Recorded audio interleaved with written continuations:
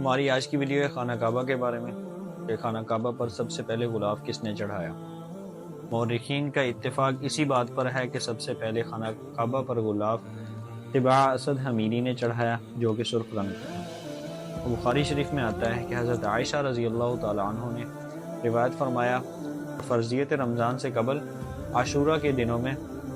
خانہ کعبہ کو غلاف پہنایا جاتا تھا، یعنی کہ 10 محرم کو روزہ رکھا جاتا، پھر اسی دن غلاف پہنایا جاتا، اور یہ جو امر ہے یہ 114 ہجری تک رہا۔ اس کے بعد یہ یوم النحر کے دن غلاف پہنایا جانا شروع کر دیا، اور حجاج کے آنے سے قبل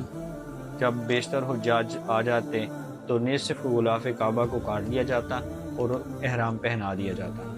اور جب حجاج جو ہیں اپنے احرام سے آزاد ہو لیتے تو سب مل کر خانہ کعبہ کو غلاف پہنایا کرتے تھے۔ اور خانہ کعبہ پر بیشتر روایت ملتی ہیں کہ ریشمی غلاف بھی پہنایا جاتا رہا ہے۔ اس کے بعد یمانی کپڑے کا، مصری کپڑے کا غلاف پہنایا جاتا رہا ہے، اور مختلف رنگ کے جو غلاف ہیں وہ پہنائے جاتے رہے ہیں، سرخ، سبز اور سفید بھی پہنائے جاتے رہے ہیں۔ غلاف کعبہ پر سب سے پہلے زرکشی کا کام سلطان حسین نے کرایا تھا، جو کہ آج تک ہوتا آ رہا ہے۔ اس طرح کے سیاہ رنگ کا غلاف سب سے پہلے عباسی خلیفہ ناصر نے چڑھایا تھا۔ اب اگلی ویڈیو میں ہم بات کریں گے کہ خانہ کعبہ کے غلاف کے لیے سب سے پہلے کپڑا کہاں سے لیا گیا،